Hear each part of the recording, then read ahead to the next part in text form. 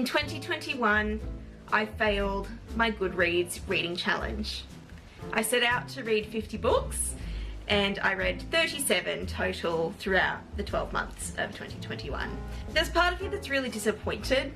Every year I set myself challenges of things that I would like to accomplish in the year, and that was one of them. I really wanted to achieve reading 50 books, and I thought that it was achievable reading about one a week. I typically read about 300 pages in a week, so I thought between the average size book that I would read, and I thought it was a really achievable goal, but I didn't do it.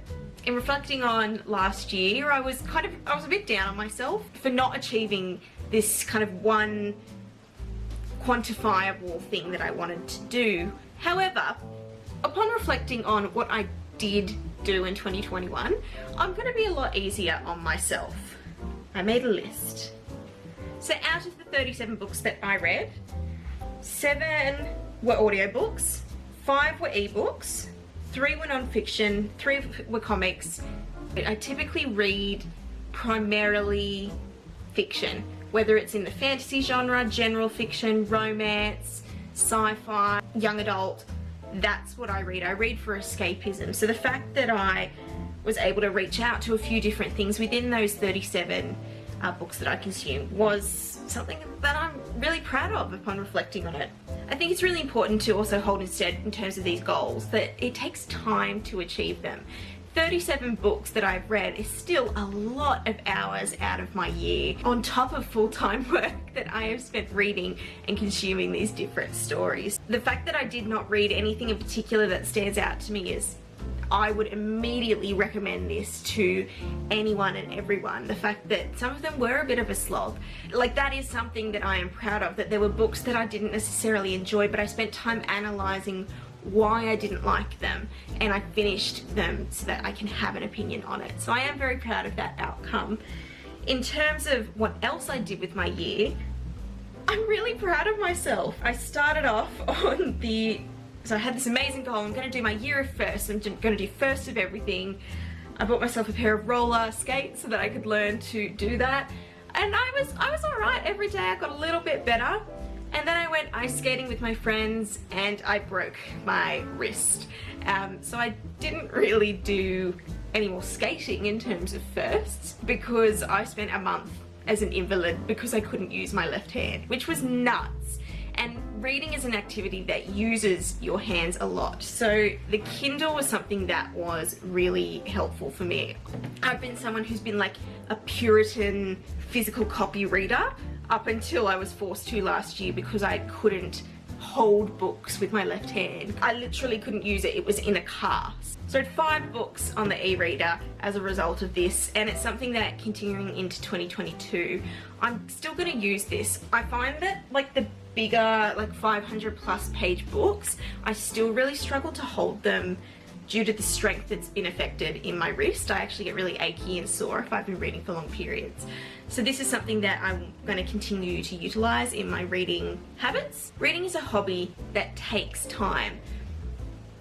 And so the 37 books that I did read, I'm really proud of that. That is a lot of time out of my year that I have spent reading, and I'm really proud of what I've read.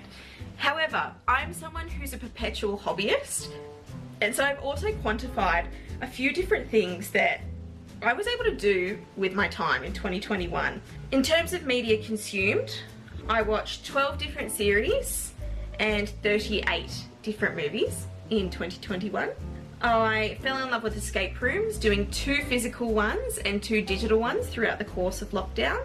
I made 15 brand new garments to add to my wardrobe, handmade by me, and made 14 different videos between the Swell channel and my personal one. I kept all 7 of my plants alive. I started a new job in a completely new industry, a job which is incredibly stressful and difficult, and I genuinely love the job. And I was really fortunate that throughout the course of lockdown in the ACT, I was able to work full-time for the vast majority of that time. So I'm incredibly grateful for that opportunity. I also got my first 2 tattoos I got my nose pierced like I've always wanted to. And I maintained some of my goals, personal goals from the year of 2020.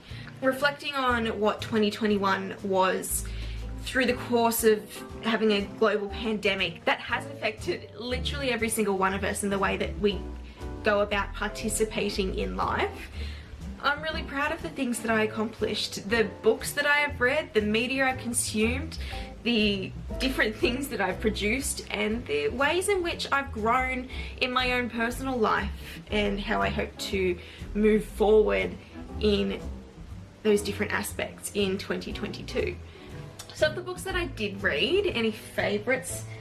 Again, I don't think I have any like 5-star reads, but really enjoyed Needful Things. It was my first Stephen King, and I'm really keen to try some more. Inheritance Games was really fun. I've got the sequel and looking forward to reading that. Vengeful is the perfect sequel. Changed my mind. It was incredible. Love Stories was the perfect way to end the year. Any Australian lover of general fiction would encourage you to read this. Trent Dalton was able to make me weep with nearly every single story that was in this book, completely inspired by the events of the pandemic, based in Brisbane, Australia. Absolutely beautiful. And then there were none. Incredible Agatha Christie, first time reading Agatha Christie. I am so excited to read more, but I am a bit concerned that I've started with the best one and it's gonna be downhill from here. But that was really good, so I'm excited to read some more. Mouse, incredible comic. I am not a fan of comics. I'm trying to get into it because Ellie is a massive fan. This was phenomenal. Then out of the non-physical copy books, I really enjoyed The Cruel Prince, which I read earlier in the year. The second and the third of the Bridgerton books. I understand that they're, you know, not the best in terms of representation, but characters, I just really enjoyed the romance and watching these characters fall in love and seeing the siblings behave like actual siblings with each other. Then the Unhoneymooners I borrowed from Tiana at her recommendation, and that was just such a fun beach time read that I read in the middle of winter, and I loved it. I absolutely loved it. And I think that's all the kind of honourable mentions from what I read this year. There was very few that I legitimately disliked. In terms of my 2022 goals, I've decided not to base it on a numerical value because I found that by making my goal a number, I wasn't focusing on the leisurely activity of reading, which is what promotes relaxation and engagement with the process of reading. For me, I found that it became a productivity exercise because it wasn't based about what I was reading, but the quantity of how much I was reading, and that kind of bothered me. So I'm going to focus, I've made my goal to read 24 books, so that's 2 books a month, which will enable me to focus on other activities throughout the month, but it's also going to, I actually think I'm going to surpass that well and truly, to be honest. I think that by changing the motivation of how I read, it's going to change the result. But that's not the point. The point is to engage with the stories and to not focus on reading for productivity, but to read for leisure. That is my reading goal for this year. So yeah, thank you for watching this ramble about myself and my reading habits. I hope you enjoyed it. You can subscribe if you want to, and I will see you next time. Bye.